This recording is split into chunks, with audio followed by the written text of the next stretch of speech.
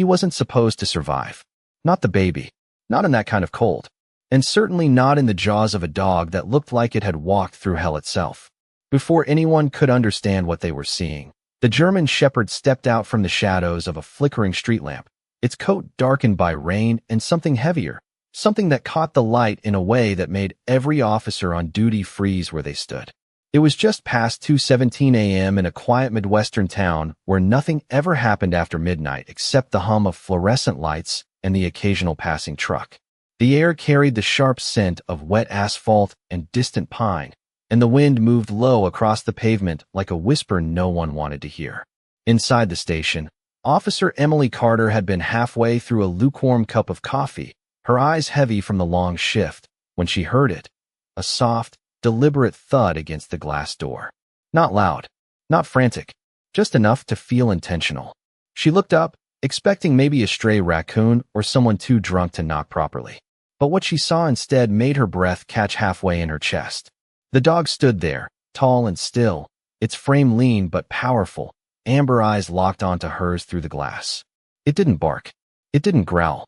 It just stared, as if time itself had narrowed down to this one moment. And in its mouth, wrapped in what looked like a torn piece of cloth, was a baby. For a second, no one moved. The overhead lights buzzed faintly, casting a sterile glow across the lobby as the scene outside seemed almost unreal, like something placed there by mistake. "Is that?" one of the officers whispered, his voice barely forming the words. Emily didn't answer. She was already moving, setting the coffee down without realizing it, her hand hovering near her holster out of instinct. Not fear, but uncertainty. Because everything about this was wrong. Dogs didn't bring babies to police stations. Not like this. Not alone. The closer she got to the door, the more details came into focus. The dog's fur wasn't just wet. It was matted in places, clinging together in dark patches that told a story no one had heard yet. Its chest rose and fell in slow, controlled breaths, not panicked, not aggressive. Controlled, like it was holding itself together for something bigger than pain. Emily stopped just a few feet from the glass. The baby shifted slightly, a small, fragile movement that sent a ripple through the room. Alive. Barely, but alive. "Lower your weapons," she said quietly, though she hadn't realized the others had drawn them. The click of safety's releasing echoed softly behind her. She reached for the door handle, her fingers cold despite the warmth inside, and hesitated for just a fraction of a second. Because in that moment, she understood something she couldn't explain. The dog wasn't there by accident. It hadn't wandered in. It had come with purpose. She opened the door slowly. The hinges gave a soft creak, and the night air slipped in, carrying with it the scent of rain and something metallic that lingered just beneath the surface. The German shepherd didn't move forward. It didn't step back. It simply waited. Then, with a careful motion so precise it felt almost human, it lowered its head and gently placed the baby at the threshold, just inside the line where light met darkness. Emily dropped to her knees immediately, her hands moving without hesitation now, checking for breath, for warmth, for any sign that the child could still hold on. A faint, fragile cry escaped the bundle, more breath than sound, but enough to send a wave of disbelief through everyone watching. "We've got a pulse," she said, her voice steadier than she felt. Behind her, radios crackled to life, voices overlapping, calling for paramedics, for blankets, for anything that could fight the cold that had already settled deep into the child's tiny body. But Emily barely heard any of it, because just beyond her, still standing in the rain, the dog remained exactly where it had been, watching, waiting, not for praise, not for safety, but for confirmation, as if the moment the baby crossed that line, its mission wasn't over yet. And when Emily finally looked back up, meeting those amber eyes again, she saw something that would stay with her long after the night ended. Not fear, not exhaustion, but resolve. The kind that doesn't break.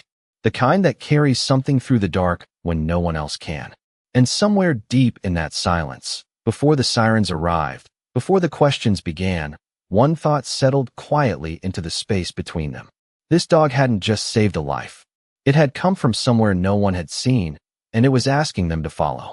The sirens came fast, cutting through the quiet like a blade through cloth, their red and blue reflections spilling across the wet pavement and dancing against the station walls.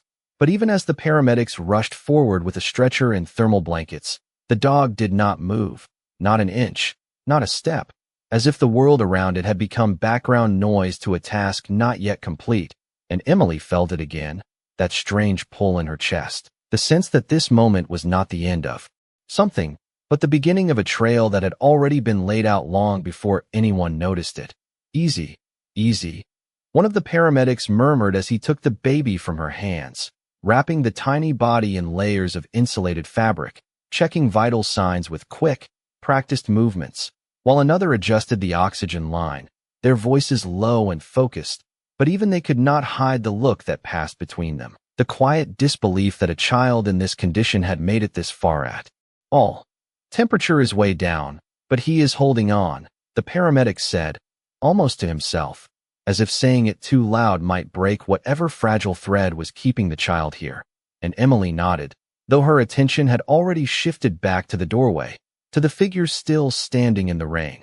The German shepherd's ears flicked once at the sound of the sirens, but it did not retreat, did not flinch. Its gaze fixed not on the crowd, not on the flashing lights, but on the bundle now, being carried toward the ambulance, as if confirming, step by step, that the life it had delivered was not slipping away. "Should we secure the animal?" one officer asked, his voice cautious, uncertain, and Emily shook her head before he could finish. "No," she said, softer this time, because something about the dog demanded a different kind of response, something measured, something earned. She stepped forward again, slow and deliberate, lowering herself slightly, so she was not towering over it, her hands open, visible, her voice steady. "Hey there, it is all right now," she said, though she did not know if the words mattered or if it was the tone that carried meaning, because the dog did not approach her, did not lean in, did not seek comfort. It simply watched her with those same unwavering eyes, as if weighing something unseen. Rain continued to fall in a steady rhythm, soaking through the dog's coat, tracing thin lines along its back and down its sides, and under the harsh glow of the station lights, the darker patches across its fur seemed even more pronounced, not fresh, not spreading, but settled, dried in places, telling a story that had already happened somewhere far from here.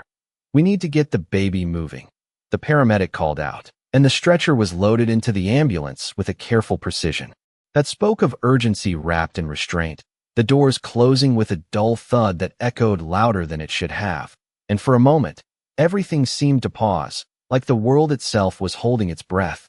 Then the engine roared to life, and the ambulance pulled away, tires hissing against the wet road as it disappeared into the night, carrying with it the smallest heartbeat anyone in that station had ever fought so hard to protect. Emily turned back again, expecting, maybe hoping, that the dog would follow, that it would break its stillness now that its task was done. But it did not. It remained exactly where it had been, as if rooted to the spot by something deeper than instinct. "Why is it still here?" one of the officers whispered, and no one answered, because no one had an answer that felt right. Emily took another step closer, close enough now to see the fine details. The faint tremor in the dog's legs that it refused to acknowledge, the steady rise and fall of its chest, that never once slipped into panic, the way its eyes flicked past her for just a second, not away, but beyond, toward the dark stretch of road leading back into the tree line. And then it happened, small enough that anyone not watching closely might have missed it. The dog turned its head, just slightly, and looked over its shoulder, not in fear, not in distraction, but in invitation. Emily followed the line of its gaze, her eyes tracing the empty road, the dim outline of trees swaying gently in the wind, and something settled into place inside her mind, a quiet realization that pressed against logic but refused to be ignored. This was not where the story started. The dog shifted its weight. Then, just enough to signal movement, and for the first time since it had appeared, it took a step back, then another, retreating not out of fear, but with purpose, its eyes never leaving Emily's, as if asking a question without words.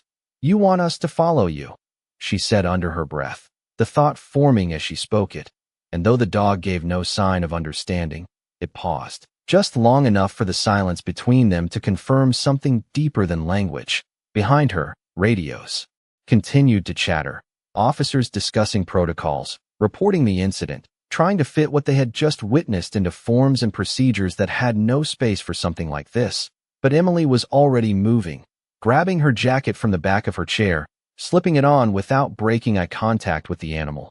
"Carter, where are you going?" someone called out, and she did not turn around, because she already knew that if she did, the moment would pass, the thread would snap, and whatever this dog was trying to show them would be lost to the night.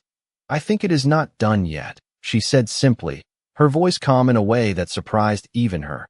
And as she stepped out into the rain, the cold air hitting her face like a wake-up call, the German Shepherd turned fully now, its body aligning with the dark road ahead, and began to walk, not fast, not slow, but with a steady, unwavering pace that left no doubt. It was leading, and for reasons none of them could explain, she followed.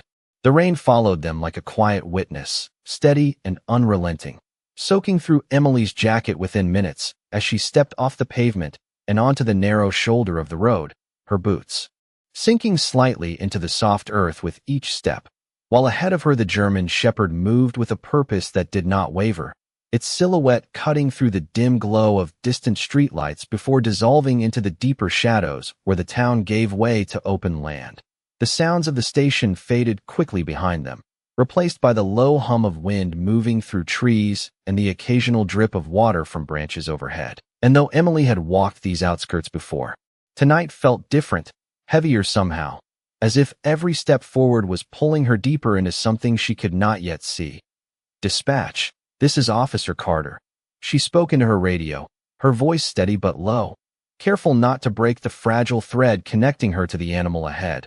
"I am heading northbound past County Road 12, following the dog from the station. I may need backup on standby." A pause crackled through the speaker before the reply came. Confused, cautious. "Copy that."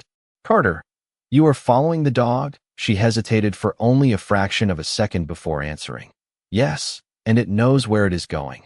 There was silence on the other end, the kind that carried doubt but no immediate objection, and then a simple, "Units are on alert." Before the line went quiet again, the dog slowed slightly as the asphalt ended and the terrain shifted to a narrow dirt path that wound between tall pines, their trunks dark and slick with rain, their branches forming a loose canopy that filtered what little light remained. And Emily noticed then that the dog was checking her pace, not turning fully, but adjusting just enough to ensure she did not fall behind, as if this was not a chase, but a guided path. Her breath came out in soft clouds against the cold air, her senses sharpening with each passing second, the smell of damp earth rising around her, mixed with something faint, something she could not quite place. Not strong, not immediate, but present, like a memory carried on the wind. "What happened out here?" she murmured under her breath, not expecting an answer, and yet the dog's ears flicked back for a brief moment, acknowledging the sound without breaking stride. Minutes passed, though they felt longer, stretched by the weight of anticipation, until the path narrowed further and the trees began to thin, opening into a small clearing that sat low against a shallow slope, partially hidden from the road by a line of overgrown brush. And there, just beyond the edge of the clearing, the dog stopped, not abruptly, not with urgency, but with a quiet finality that made Emily slow her own steps as she approached, her heart beating harder now, not from exertion, but from the sense that whatever had driven this animal through the night had led them here. "All right," she whispered, her voice softer than before, as if the space itself demanded it. And for a moment, nothing happened. The rain continued its steady rhythm, tapping against leaves, soaking into the ground, the world holding its breath once again. Then the dog moved, not forward, but to the side, stepping just enough to reveal what lay beyond it. Emily's gaze followed, her eyes adjusting to the low light as shapes began to take form. The outline of a small vehicle parked at an angle, partially concealed by branches, its lights off, its presence almost invisible from the road, and beside it, a scatter of objects that did not belong to the forest, a blanket, a bag, a single shoe resting on its side, each detail quiet, still, untouched by time in a way that made the air feel heavier. She stepped closer, her boots careful against the uneven ground, her training guiding Her movements, even as her instincts told her this was something more than routine, something that had already unfolded before she ever arrived. The dog remained behind her now, not leading, not pushing forward, but watching, its role shifting from guide to witness. Emily crouched slightly, her eyes scanning the area, taking in the details one by one. The way the blanket was positioned, not discarded, but placed. The way the bag lay open but undisturbed. And then she saw it, faint at first, barely visible against the dark soil. A trail, not of chaos, not of struggle, but of movement, deliberate and directed, leading away from the vehicle and deeper into the trees. Her chest tightened as understanding began to form, not complete, not clear, but enough to feel the weight of it. Someone had been here, someone had carried that child, someone had made a choice in the middle of the night, and somewhere between that moment and now, the dog had taken over. She turned back slightly, looking at the German shepherd, its amber eyes steady, reflecting the dim light in a way that made them seem almost luminous. And for the first time since she had followed it into the dark, she realized something that settled deep in her bones. This was not random. This was not chance. This was a chain of decisions, of trust passed from one soul to another, until it reached the only place it could end.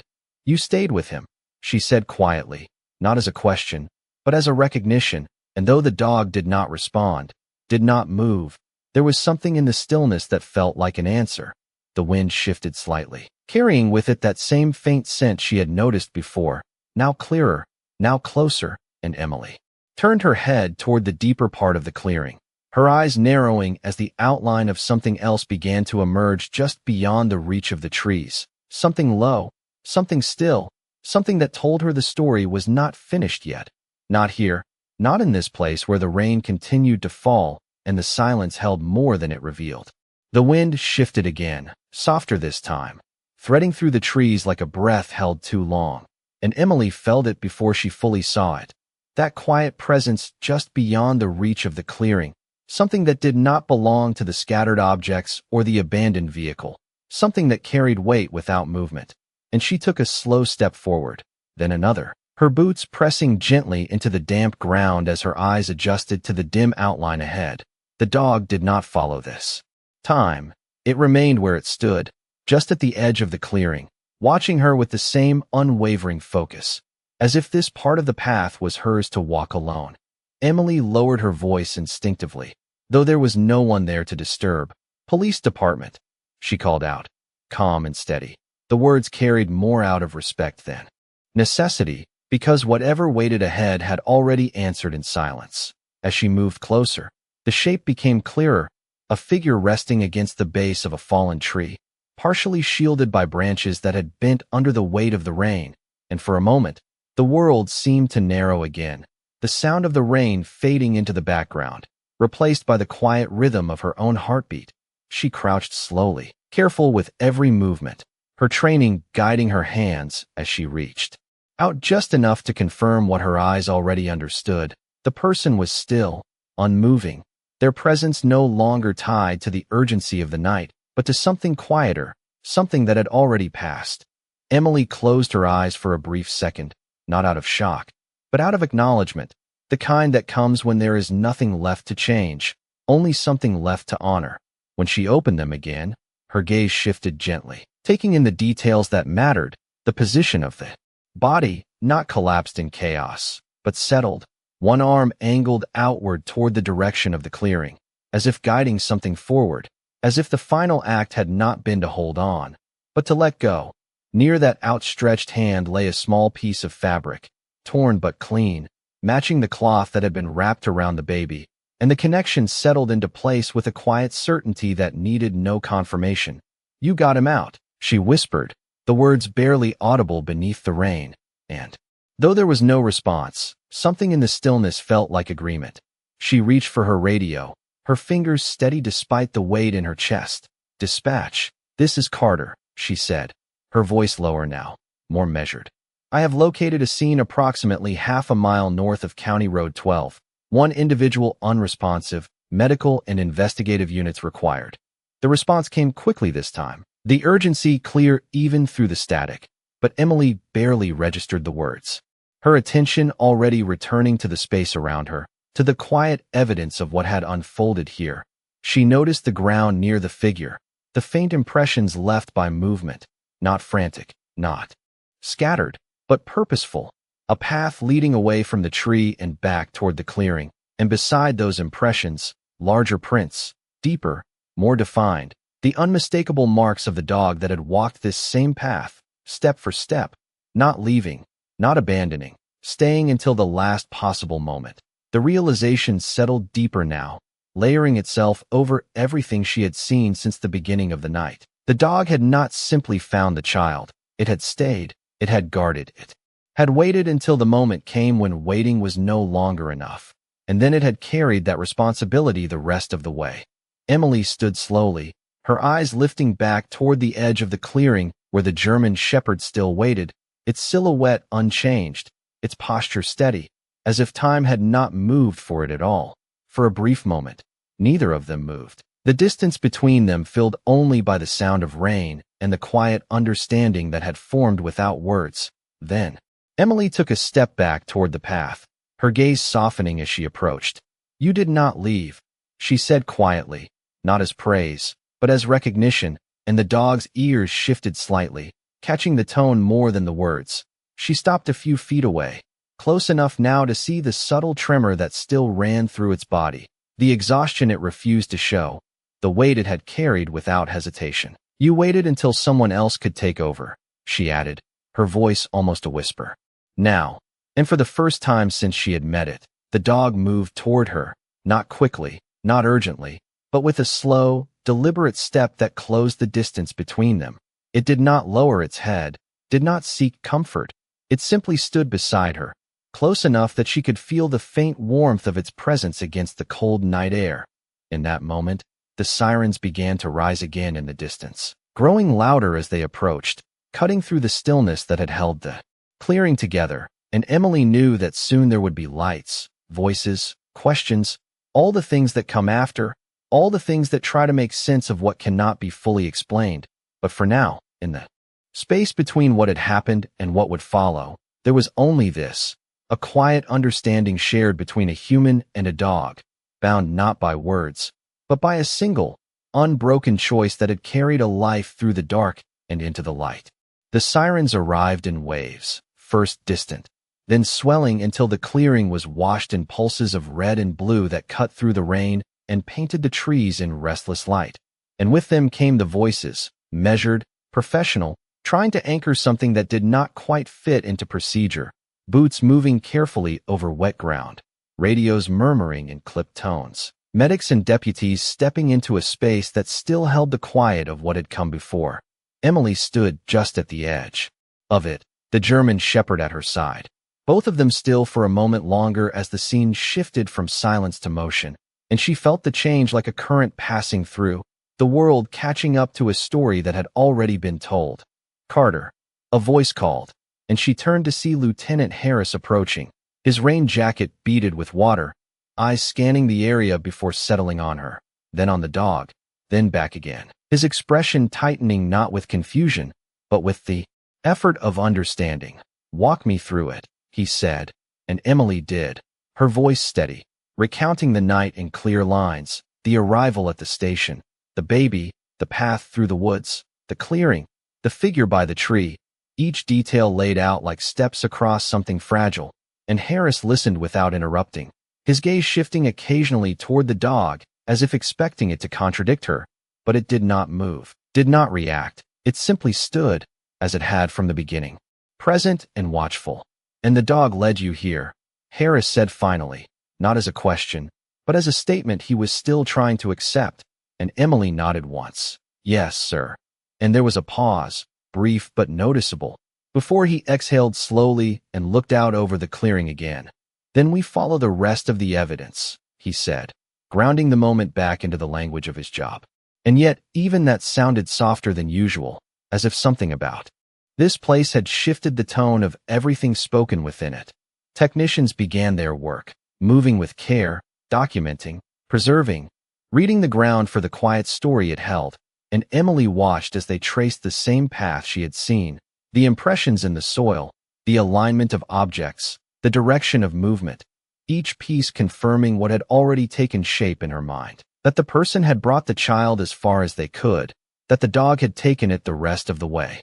"We have transport ready," one of the medics said, his voice respectful, and Emily stepped back as they approached the figure by the tree, their movements deliberate, not rushed, as if time itself had slowed in acknowledgement. The rain softened slightly, shifting from a steady fall to a lighter drizzle, and in that subtle change, the clearing seemed to breathe again, the tension easing just enough to make space for something else, something quieter. Emily turned her head toward the dog, noticing, for the first time, how its posture had changed, not outwardly, not in any way that would draw immediate attention, but in the smallest details, the set of its shoulders, the angle of its head, the way its gaze no longer scanned outward, but settled inward, as if the work it had been holding on to was finally releasing its grip. "You can rest now," she said softly, the words coming without thought, and for a brief moment, the dog's eyes met hers again, the same amber depth, but different now, not searching, not asking, just still. A vehicle door closed somewhere behind them, and Harris stepped closer once more, his voice lower this time. "We are going to need to identify the dog, see if it belongs to anyone," he said, practical, necessary, and Emily nodded, though her attention remained on the animal beside her. "It might already belong to someone," she replied, almost to herself, and Harris followed her gaze, studying the dog more carefully now, noticing what had been easy to miss at first glance, the disciplined stance, the controlled breathing, the way it held its ground without tension. "That is not a stray," he murmured, more to himself than to her, and Emily felt a quiet confirmation settle in her chest. The dog shifted then, just slightly, its weight moving as if preparing for something, and for a moment, Emily thought it might leave, that now, with the scene secured and the child safe, its purpose had been fulfilled, but it did not turn away. It did not step back into the trees. Instead it remained, standing beside her, close enough that she could sense the faint warmth it carried despite the cold night air. The first light of early morning began to touch the horizon, barely visible through the clouds, a subtle change in the darkness that signaled the end of one long night and the beginning of something else. And with it came a shift in the atmosphere, the urgency easing, replaced by a quiet steadiness that settled over the clearing. "Carter," Harris said again, his tone softer now, "you should ride back with them. Give your statement at the station." And she nodded, knowing he was right, knowing that the story would now move into reports and timelines and details that needed to be written down. But as she took a step back toward the path, she hesitated, her eyes returning once more to the dog. "You coming?" she asked quietly, not expecting an answer. And for a moment, nothing happened. The dog remained still, the rain falling lightly around them, the clearing holding its breath one last time. Then, with a slow, deliberate motion, it stepped forward, aligning itself beside her once again, not leading now, not guiding, but walking with her, as if the path ahead no longer belonged to one alone. And together, they turned away from the place where the night had changed everything, carrying with them a silence that spoke louder than anything left behind. The road back felt longer than it should have, stretching between the fading darkness and the slow arrival of dawn, each step carrying the weight of what had been left behind and what still remained unknown. And Emily walked in silence, the German shepherd beside her moving with the same steady rhythm, no longer leading, no longer urging forward, just present. As if the urgency that had driven the night had finally eased into something quieter, the first hints of morning light began to filter through the trees, soft and pale, turning the rain into a fine mist that clung to the air and softened the edges of everything it touched. And by the time they reached the edge of the road, the world felt different, not lighter, not yet, but steadier, like something had shifted beneath the surface. Patrol vehicles still lined the shoulder near the station, their lights dimmed now, their presence no longer urgent but watchful. And as Emily approached, a few officers turned, their conversations pausing as they took in the sight of her returning from the tree line with the dog still at her side. "You actually found something," one of them said quietly, more observation than question, and Emily gave a small nod, not trusting herself to put it into words just yet. Because some parts of it did not belong in reports or briefings.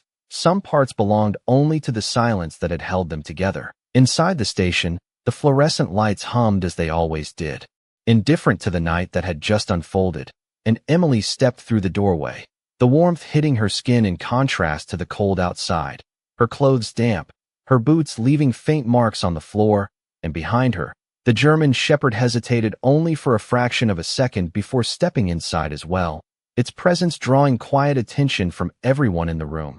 "That is the dog?" someone asked from across the desk, and Harris, who had returned moments earlier, glanced up and gave a single confirming nod, his eyes lingering on the animal with a mixture of curiosity and something deeper, something closer to respect. "Animal control is on their way," another officer added, flipping through a clipboard, the words practical, expected, and yet they seemed to hang in the air for a moment longer than they should have. Emily moved toward the desk, pulling off her jacket, the fabric heavy with rain, and set it aside before turning back toward the dog, which had stopped just inside the entrance, its posture unchanged, its eyes scanning the room not with anxiety, but with quiet awareness. "It is not going anywhere," she said, her voice calm, and Harris studied her for a moment. Before responding, "We still have to follow procedure," he said, not unkindly, just grounded in the rules that kept everything in place.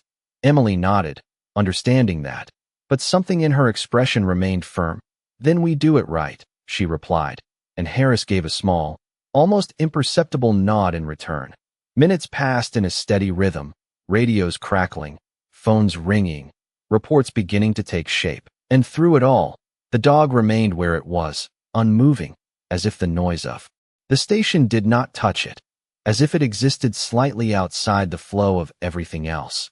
Then the door opened again, and a man stepped inside, his presence quieter than the others, but somehow heavier, carrying something with him that did not need to be announced. He was tall, broad-shouldered, his posture straight even beneath the fatigue that showed in the lines of his face. His hair cut short in a way that spoke of discipline rather than style, and on his right forearm, just visible, beneath the rolled sleeve of his jacket, was the outline of a tattoo, a German shepherd, inked in dark lines that had softened slightly with time, but not with meaning. "Staff Sergeant Daniel Hayes," Harris said, stepping forward, extending a hand. "We appreciate you coming in on short notice." And Hayes nodded once, his grip firm, his eyes already moving past the conversation, scanning the room with a quiet intensity that settled on the dog almost immediately. For a moment, everything else seemed to fall away, the noise, the movement, the questions, all of it fading into the background as the two simply looked at each other, the distance between them filled with something that did not need explanation. The dog's ears lifted slightly, its body shifting in the smallest way, not forward, not back, just enough to acknowledge what stood in front of it. And Hayes took a slow step closer, his expression unreadable, controlled, but his eyes carrying something deeper, something that had been waiting longer than this night. "Rex," he said, the name quiet, almost uncertain, as if testing a memory against reality. And for the first time since Emily had seen the dog, something changed, not dramatically, not in a way that would draw attention from across the room, but in the smallest details, the softening of its stance, the shift of its weight, the faint movement of its tail that did not rise, did not wag fully, but moved just enough to break the stillness. Hayes stopped a few feet away, not rushing, not calling again, just standing there, letting the moment unfold on its own terms, and the dog took one step forward, then another, closing the space between them with a quiet certainty that made the air in the room feel heavier, more grounded. Emily watched from where she stood, her breath held without realizing it, as the two came to stand within reach of each other, and for a moment, neither moved, neither reached out, as if both understood that this was not about urgency, not about relief, but about something steadier, something that had endured time, distance, and whatever had happened in between. Then Hayes lowered his hand, slowly, deliberately, and the dog stepped in, pressing its head gently against his palm, not seeking comfort, not asking for anything, just confirming what had already been known. The room remained quiet, the officers watching without speaking, the weight of the moment settling over them all, and Emily felt it again, That quiet understanding that had followed her from the clearing to here, that some bonds do not break, they simply wait, carried through the dark until they find their way back into the light. The station did not return to normal after that moment. Even though everything on the surface tried to. Radios resumed their chatter, keyboards clicked, paperwork moved from one hand to another. But something quieter lingered beneath it all, something that made voices lower and movements more deliberate, as if everyone in the room understood, without saying it, that they had just witnessed something that did not fit inside routine. Daniel Hayes remained still for a few seconds longer, his hand resting against Rex's head, his fingers barely moving through the damp fur, not searching, not checking, just grounding himself in something real. And Rex did not pull away, did not shift. He simply stayed there, solid and present, like he had been all night. "We thought you were gone," Hayes said quietly, his voice carrying a weight that did not come from this night alone, but from something older, something that had been carried for far longer than anyone else in that room could see. And Rex's ears flicked slightly at the sound, not in confusion, not in surprise, but in recognition. Emily watched from a few feet away, her arms folded loosely, her expression softer now, no longer driven by urgency, but by understanding. As she began to see the shape of something larger than the events of a single night. "You know this dog," she said, stepping a little closer, her tone careful, respectful, and Hayes nodded once without taking his eyes off Rex. "He was my K-9 partner," he replied, his voice steady but low. 3 years ago, overseas deployment. Things got complicated. We got separated during an evacuation. We searched, but..." He paused there, the sentence trailing off into something unspoken, and Emily did not press. She did not need to, because the silence filled in the rest. Harris stepped closer as well, his posture more formal now, but his tone measured. "Staff Sergeant, this dog brought an infant to our station tonight. Led Officer Carter to a scene just outside town," he said, laying out the facts in the way he knew how. And Hayes finally looked up, his gaze shifting from Rex to Harris, then to Emily, absorbing the words with a focus that sharpened rather than surprised him. "He found a child," Hayes repeated softly, almost as if confirming something he already believed, and Emily nodded. "Not just found," she said. "He stayed, he protected, and when it mattered, he carried that child through the storm to us." And for a moment, Hayes said nothing, his eyes moving back to Rex, studying him in a way that went beyond sight, reading something in the set of his posture, the steadiness of his breathing, the quiet discipline that had not faded despite everything that must have happened in the time they had been apart. "That sounds like him," Hayes said finally, a faint breath of something almost like a smile passing through his expression, not bright, not light, but real. Rex shifted then, just slightly, his head lifting a fraction as if acknowledging the words. And for the first time since entering the station, he looked around the room, not searching, not alert, but aware, as if taking in the place where his task had led him. "Animal control is still on their way," one of the officers said from across the room, his voice careful, uncertain now that the situation had taken on a different shape. And Harris glanced at Hayes before responding. "We will hold on that," he said, the decision quiet but firm, and the officer nodded without question. Emily took another step closer, her eyes moving between Hayes and Rex. "He did not leave the scene until everything was done," she said. "Not the child, not the clearing, not even after we arrived. He stayed until there was nothing left for him to carry." And Hayes listened, each word settling into place, not as new information, but as confirmation of something he already understood. "He always finished the job," Hayes replied, his voice steady, no matter what it cost him. And there was no pride in the statement, no bravado, just a simple truth spoken plainly.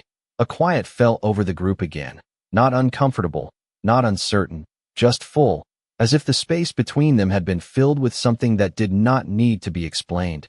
Outside, the rain had nearly stopped, replaced by a soft gray light that filtered through the windows, signaling the full arrival of morning, and with it came a shift in the energy of the station, the long night giving way to something calmer, something that allowed for reflection rather than reaction. "The baby," Hayes said after a moment, his voice pulling the focus back. "Is he going to make it?" And Emily met his gaze, her answer steady. "He was alive when they took him, breathing, holding on. The paramedic said it was close, but he made it to the ambulance, and Hayes nodded slowly, absorbing that, his hand moving once more through Rex's fur. Then that is enough, he said, quietly, not as a conclusion, but as a recognition of what had been done. Rex exhaled then, a long, steady breath that seemed to release something unseen, his body lowering slightly as he shifted his weight. Not collapsing, not giving in, but easing for the first time since Emily had seen him. And in that small change, the room seemed to exhale with him. Emily felt it, that subtle transition from tension to rest, from action to aftermath. And she understood then that what had driven this night had finally reached its end, not in noise, not in celebration, but in something far quieter. Hayes stepped back half a pace, giving Rex space without breaking the connection between them, and Rex remained. Where he was, his presence no longer defined by urgency, but by something steadier, something that would last beyond this room, beyond this morning. And in the quiet that followed, as the first real light of day filled the station and the world outside began to move again, one truth settled gently into place, not spoken, not written, but understood by everyone who had witnessed it, that sometimes the ones who carry the heaviest burdens do not do it for recognition or reward or even for themselves. They do it because somewhere along the way, they learned that leaving is not always an option, and staying, no matter how hard, is what makes all the difference. Morning settled slowly over the station, not with brightness, but with a quiet gray that softened the edges of everything it touched, and for the first time since the night began, there was space to breathe, to think, to let the weight of what had happened find its place without urgency pressing against it.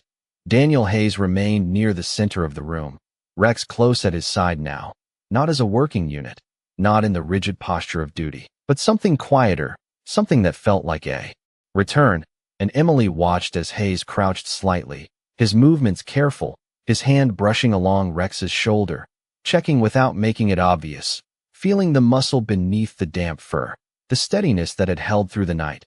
"You carried him the whole way, did you not?"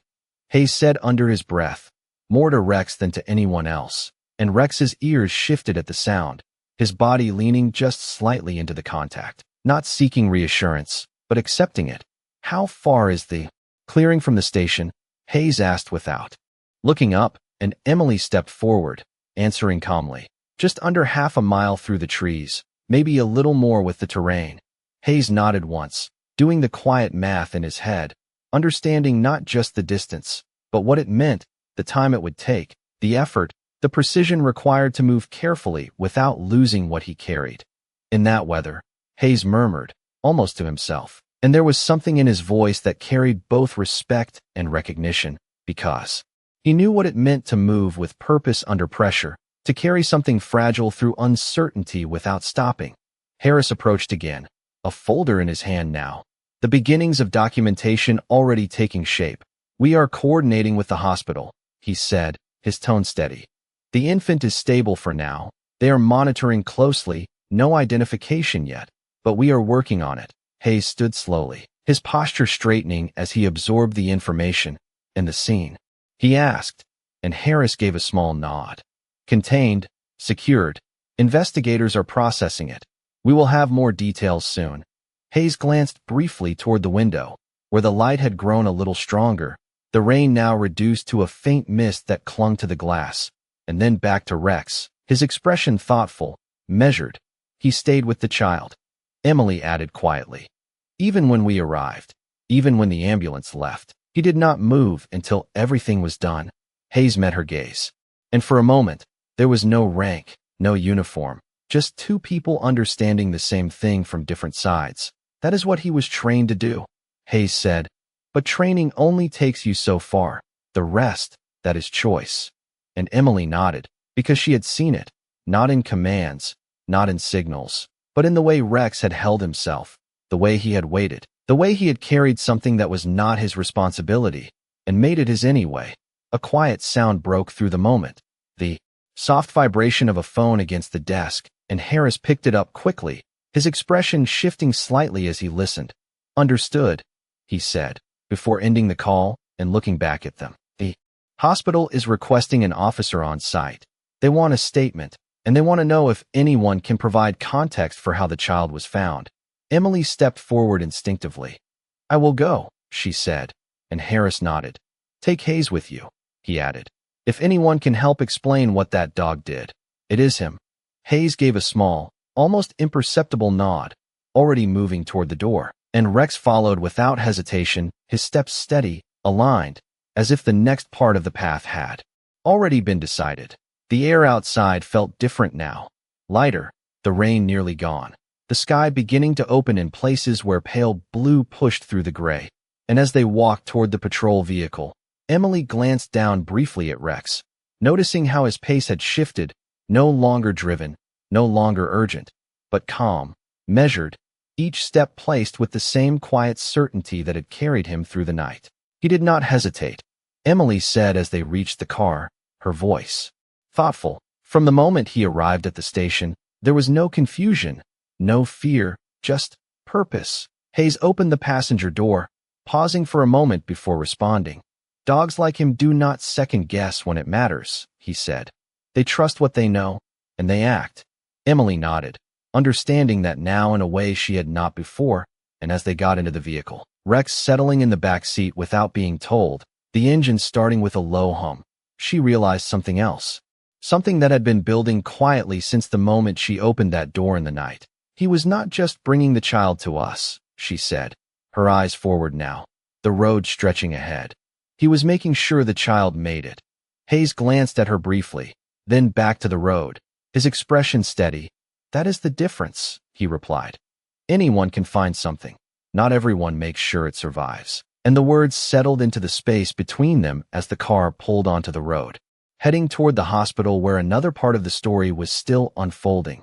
Behind them, the station grew smaller, the clearing further still, but the thread that connected them all remained unbroken, stretching from the quiet place in the woods to the bright lights of the emergency room, carried not by chance, not by luck, but by a choice made in the dark and followed through to the very end.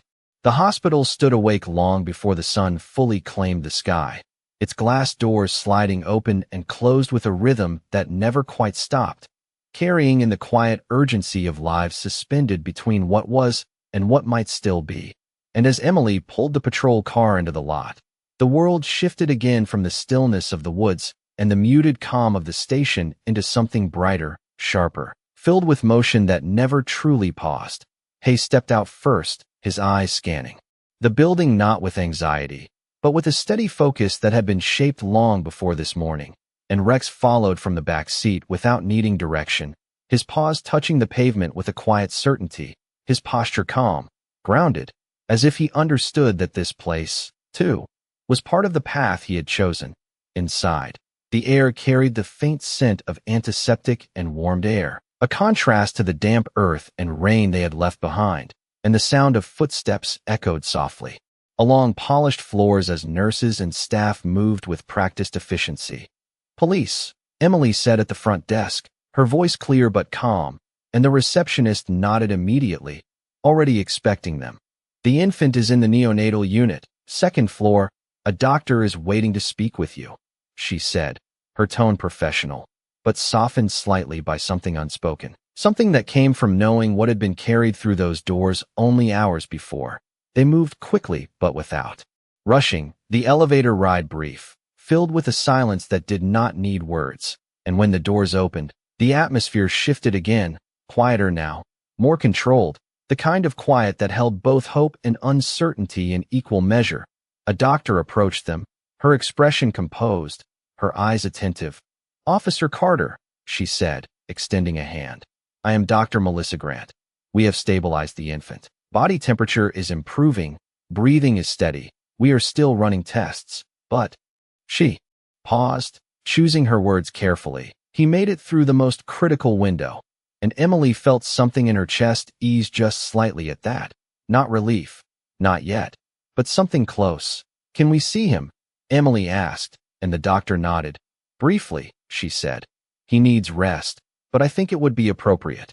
And she led them down a short hallway where the lights were softer, the sounds more muted. As if the entire floor understood the fragility of what it held, they stopped outside. A small room, the door partially open, and through the glass, Emily saw him, wrapped in layers of white, small beyond words, his chest rising and falling in a rhythm that felt almost sacred in its simplicity, a monitor beside him tracing each breath in quiet lines of light.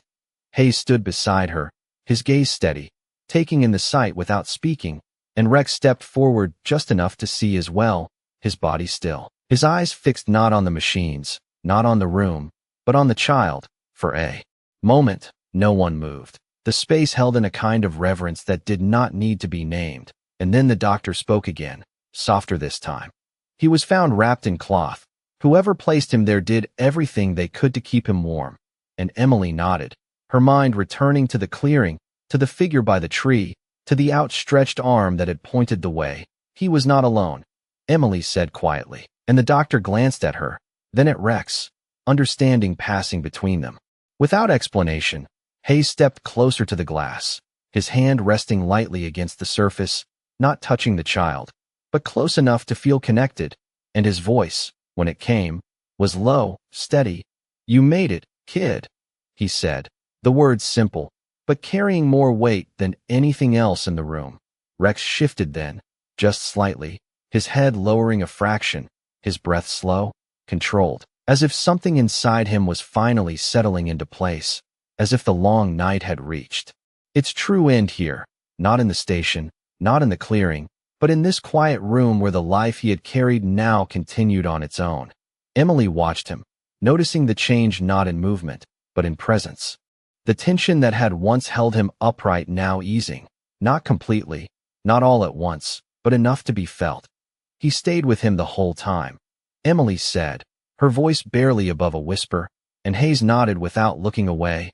"That is what we do," he replied, though there was no distance in his words, no separation between himself and the dog, only a shared understanding that did not need to be explained. The doctor stepped back slightly, giving them space, and outside the room, the world continued in its steady rhythm, footsteps, voices, the quiet hum of machines, but inside that small space, time seemed to slow, stretching just enough to hold the moment. Emily felt it then, the full shape of what had happened, not just the events, not just the actions, but the meaning beneath them, the chain of choices that had led from a quiet place in the woods to this room, each step carried by someone who refused to let go before it was time. Hayes finally stepped back, his hand dropping to his side, and he turned slightly toward Emily, his expression calm, but his eyes carrying something deeper, something that had shifted during the night. "You followed him," he said, not as a question, but as acknowledgement, and Emily met his gaze. "He did not give me a choice," she replied, and Hayes gave a small nod, understanding exactly what she meant. Rex turned then, stepping back from the glass, his gaze lingering for one last moment before he moved to stand beside Hayes once more, not because he needed to, but because that was where he belonged. And as they stood there, in the quiet of that hallway, one truth settled gently into place, not spoken, not written, but felt by all who were there, that sometimes survival is not a single act, but a series of choices made in the dark, carried forward step by step, until the light finally catches up. The hallway remained quiet long after they stepped away from the glass, the kind of quiet that does not come from absence of sound, but from the presence of something that asks for stillness. And Emily found herself slowing her steps without meaning to, as if leaving that room required a kind of care she had not expected. Hayes walked beside her, his posture steady, but his eyes distant for a moment, as though part of him had remained behind with the small rise and fall of that child's breath, and Rex moved with them, close but not pressing, his presence now calm in a way that felt different from before, not driven, not searching, just complete. They reached the end of the corridor where the light grew a little stronger, the sounds of the hospital returning in layers, distant voices, the soft roll of wheels across tile, the quiet hum of machines doing their work, and Emily paused near the window, looking out at the parking lot where the morning had fully arrived, pale sunlight breaking through the thinning clouds, reflecting off the wet pavement in soft glimmers. "It feels different now," she said, not turning, her voice thoughtful. And Hayes nodded slightly, understanding the weight behind the words. "That is because the part that mattered most is no longer uncertain," he replied, his tone even, grounded, and Emily let that settle, realizing that the urgency that had driven every moment of the night had finally found its answer. Behind them, Dr. Grant stepped out from the neonatal unit, her expression composed but gentler now. "We will keep him under observation for the next 24 hours, she said. "But he is responding well, stronger than we expected," and Emily turned, offering a small nod of gratitude. "Thank you, doctor," she said, and Hayes added quietly, "You gave him the rest of the fight he needed." The doctor's eyes softened slightly at that. "He was not alone when he arrived," she replied, glancing briefly toward Rex, and then she stepped back, allowing them the space to continue. They made their way toward the exit, the automatic doors sliding open with a soft mechanical whisper, and the air outside greeted them with a crisp clarity that had not been there before. The storm fully passed now, leaving behind only the faint scent of rain and the clean sharpness of early morning. Emily took a deeper breath than she had all night, feeling it settle in her chest, and for the first time since she had opened that station door, she allowed herself to feel something beyond focus. Something closer to quiet relief. Hayes stood beside her, his gaze lifting briefly to the sky before returning to Rex, who had paused just outside the doors, his body angled slightly as if listening, not to any immediate sound, but to something internal, something that had been guiding him through the night, and was now finally quiet. "What happens now?" Emily asked, her voice steady, not urgent, just honest, and Hayes considered the question for a moment before answering. "Now he rests," he said simply. "And after that, we see where he wants to go." Emily glanced down at Rex, taking in the details she had not fully noticed before, the faint marks along his coat, the subtle where that spoke of time spent outside of any system, any structure, and yet none of it had taken away from what he was, what he had done. "You think he will come back with you?" she asked, and Hayes did not answer right away, his hand resting lightly against Rex's shoulder as he looked at him, not as a handler, not as a commander, but as someone waiting for an answer that could not be forced. "That is not how it works," he said finally. "Not with dogs like him. You do not tell them where to belong. You let them decide." Emily nodded slowly, understanding that in a way she had not before, that what she had witnessed was not obedience, not training alone, but something deeper, something chosen. A car passed in the distance, its tires whispering over the damp road, and the world beyond the hospital continued as it always did, unaware of the thread that had been carried through the night, unaware of the quiet decisions that had shaped a life that would now move forward. Rex shifted then, his head lifting slightly as he looked back toward the hospital doors, toward the place where the child lay, and for a brief moment, everything stilled again, not with tension, but with reflection, as if marking the end of something that had required all of him. Hayes followed his gaze, his expression softening just enough to be seen. "He made it," he said quietly, not to Emily, not even fully to Rex, but to the moment itself, and Rex exhaled slowly, his body lowering just a fraction more, the last of the unseen weight easing away. Emily felt it too, that final shift, the point where the story no longer needed to be carried, where it could simply exist as something that had been done, something that had mattered. "You did not just bring him in," she said softly, looking at Rex. "You stayed until the world could take over." And though the dog did not respond, there was something in the stillness that felt like acknowledgement, like the quiet acceptance of a truth that did not need to be spoken aloud. Hayes straightened slightly, his hand resting once more against Rex before falling to his side, and for a moment, the three of them stood there, not bound by duty, not by circumstance, but by something far simpler, something that had been built in the dark and now stood quietly in the light.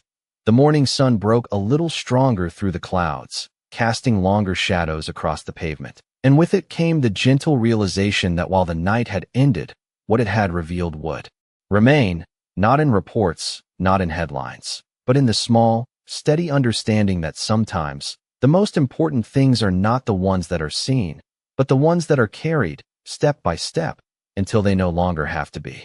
They did not rush to leave, not right away, as if stepping away too quickly might break something fragile that had only just settled into place.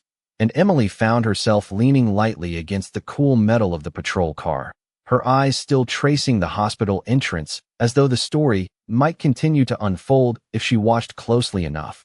Beside her, Hayes stood with a quiet stillness that did not come from exhaustion alone, but from the kind of pause that follows something meaningful, the kind that asks you to take it in before moving on, and Rex remained between them. His posture relaxed now in a way that had not been possible before, his breathing even, his gaze no longer fixed on any single point, but drifting gently between them, the building, and the open sky above. "You said you lost him." Emily spoke after a moment, her voice soft, careful not to disturb the quiet they had all stepped into. And Hayes nodded once, his eyes still on Rex. "We were deployed overseas, different terrain, different rules, things changed fast," he said, his tone steady but distant, as though the memory existed somewhere far from where he stood now. "There was an evacuation, confusion, separation. By the time we regrouped, he was gone. We searched for days, but—" He paused again, not because he could not continue, but because the rest no longer needed to be said. Emily let the silence fill in the space, understanding enough to not press further, and after a moment she asked, "And you thought that was the end?" Hayes gave a faint nod, his hand brushing absently along the edge of his sleeve where the tattoo lay beneath. "With dogs like him, you do not stop wondering," he replied. "But you learn to live with not knowing." Emily glanced down at Rex then, taking in the calm way he stood there, as if he had never been lost at all, only traveling a path that had eventually led him back. "He found his way," she said quietly, and Hayes exhaled slowly, a breath that seemed to carry more than just the present moment. "He always does," he answered. A light breeze moved through the lot, carrying with it the last traces of the storm, and Rex lifted his head slightly, his ears shifting as if catching something on the air, not urgent, not alert, just aware, and Hayes noticed it too, his gaze following the subtle movement with a familiarity that came from years of working side by side. "He is listening," Hayes said, more observation than explanation. And Emily tilted her head slightly. "To what?" she asked, and Hayes gave a small, almost imperceptible shake of his head. "Not something we hear," he replied, "something he feels." And Emily nodded slowly, beginning to understand that not everything in this story had been visible, not everything had been meant to be. A nurse stepped outside briefly, pausing near the entrance, her eyes moving from Hayes to Rex, then to Emily, a quiet smile forming. "The baby is resting," she said gently. "Stronger already?" And Emily returned the smile. "Thank you," she said, and the nurse gave a small nod before stepping back inside, the door closing softly behind her. Hayes watched the door for a moment longer, then looked down at Rex, his expression shifting just enough to show something deeper, something closer to gratitude than anything else. "You carried him further than anyone else could," he said quietly, and Rex's tail moved once, a small, subtle motion that barely disturbed the air, but spoke more clearly than anything louder could have. Emily straightened slightly, pushing away from the car, her eyes moving between them. "So what now?" she asked again, but this time the question felt different, not about procedure, not about next steps, but about something less defined, something that did not come with a report to fill out or a box to check. Hayes looked at Rex, really looked at him this time, not as a handler assessing a partner, but as someone waiting for an answer that could only come from one place. And for a few seconds, nothing happened, the world around them continuing in its quiet morning rhythm, cars passing in the distance, voices faint beyond the hospital walls, the sky clearing inch by inch above them. Then Rex moved, not toward the road, not toward the station, but a few steps forward into the open space of the lot, his body turning slightly as he looked back at Hayes, not leaving, not pulling away, but creating just enough distance to make something clear. Hayes watched him, his expression steady, understanding settling in without resistance, and after a moment, he stepped forward as well, closing the space not with urgency, but with intention. Meeting Rex where he stood. "You are not done yet," Hayes said softly, not as a command, not as a question, but as recognition, and Rex held his gaze for a moment longer before shifting again, this time stepping closer, aligning himself once more at Hayes's side, the choice made without hesitation, without doubt. Emily felt something in her chest shift as she watched it happen, not surprise, not disbelief, but something quieter, something that felt like witnessing the final piece of a story fall into place. "He chose," she said under her breath. And Hayes gave a small nod. He always does, he replied, his hand resting briefly against Rex's shoulder before falling back to his side. The morning had fully arrived now, the last shadows of the storm gone, replaced by a steady light that spread across the lot and the building behind them. And in that light, the three of them stood for a moment longer, not bound by the urgency of the night, not driven by what had already been done, but grounded in what remained, a quiet understanding that some paths do not end when the task is complete. They simply continue, shaped by the choices that brought them this far and the ones that will carry them forward. They did not speak for a while after that, not because there was nothing left to say, but because everything that mattered had already found its place between them, settling into a quiet understanding that did not need words to hold it together. And Emily felt it in the way the morning light rested more gently on the pavement now, in the way the air carried no urgency, only a calm that came after something had been carried all the way through. Hayes stood beside Rex, his posture no longer guarded, no longer shaped by uncertainty, but steady in a way that felt earned, and Rex remained close, not out of command, not out of habit, but because that was where he had chosen to be. The distance between them no longer measured in steps, but in something deeper, something that had closed the moment their eyes met back at the station. "You stayed out there longer than anyone knew," Hayes said quietly, his voice low, thoughtful, as if he was speaking not just to Rex, but to the path that had brought him here. And Rex's ears shifted slightly at the sound, his gaze lifting toward Hayes with that same calm awareness that had carried him through the night. Emily watched them both, seeing now what she had only sensed before, the connection that did not rely on words, the kind that moved beneath the surface and held steady no matter the distance or time that passed. "He did not just survive out there," she said softly. "He kept choosing something, over and over again." Hayes nodded, once his hand resting briefly against Rex's shoulder. "That is what makes them different," he replied. "It is not just instinct, it is decision." And Emily let that settle, realizing how much of the night had been shaped by choices she could not see but had felt in every step. A car door closed somewhere in the distance, the sound echoing faintly before fading into the morning, and the world around them continued to move, people arriving, leaving, lives unfolding in ways that had nothing to do with what had happened here. And yet for a moment longer, the three of them remained still, as if holding onto the space where something rare had passed through. "The investigators will piece it together," Emily said after a while, her voice returning to something more grounded. "They will find out who he belonged to, how he ended up there, what led to that clearing." Hayes listened, his expression calm, but there was a quiet understanding in his eyes that told her he was already looking beyond that. "They will find the facts," he said, "but not all of it." Emily glanced at him, curious, and Hayes continued, "They will not see the choices, not the way we did." And Emily felt that truth settle deeper than anything else, because she knew it was right, that what had happened in the dark between the trees, what had carried that child through the storm, could not be fully captured in reports or timelines. Rex shifted slightly then, stepping forward just a pace, his head turning back toward the hospital entrance once more, not with urgency, not with need, but with a quiet acknowledgement, as if marking the place where the story had found its answer. And then he looked back at Hayes, his gaze steady, waiting. Hayes met that look without hesitation, his posture aligning with the same quiet readiness. And for a moment, nothing else existed beyond that exchange, not the parking lot, not the building, not the passing cars, just the space between a man and a dog who had found their way back to each other through something neither of them had planned. "You ready?" Hayes asked, not as a command, not even as a question that required an answer, but as a recognition of what came next. And Rex's tail moved once, subtle, controlled, the smallest confirmation that still carried meaning. Emily stepped back slightly, giving them space, her arms resting loosely at her sides, her eyes following as Hayes turned toward the car, Rex falling into step beside him without being told, their movements quiet, aligned, as if they had never been apart. "You are leaving," Emily said, her voice carrying a note of finality that she had not expected, and Hayes paused, turning back to her, his expression steady.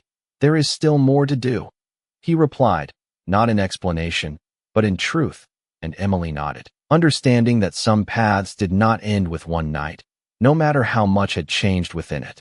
"He will not forget this place," she said, glancing briefly toward the hospital, and Hayes followed her gaze before answering. "Neither will I," he said quietly.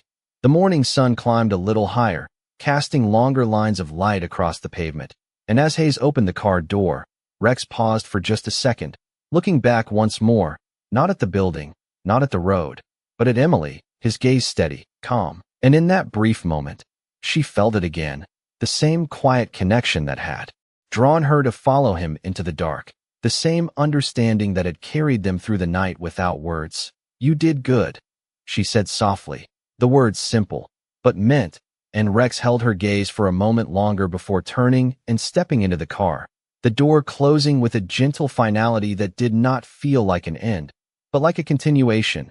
Hayes settled into the driver's seat, his hands resting on the wheel for a brief second before the engine started, and as the car pulled away, Emily remained where she stood, watching until it disappeared down the road, the sound fading into the distance. The parking lot returned to its ordinary rhythm, the hospital doors opening and closing, people moving in and out, the world continuing as it always did. But Emily stood there a moment longer, feeling the quiet space left behind, not empty, but full of something she knew would stay with her long after the details of the case had been filed away.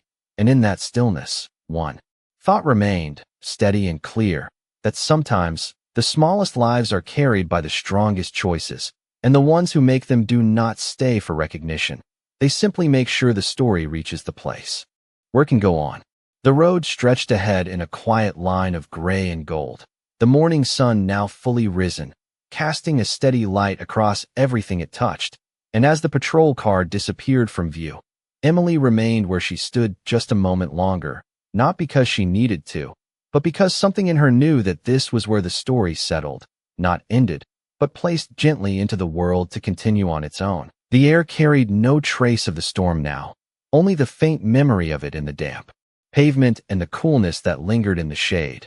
And she took a slow breath, letting it fill her lungs before stepping back toward the entrance of the hospital, her movements unhurried, her thoughts quiet but full. Inside, the rhythm of the building had already returned to its steady pace.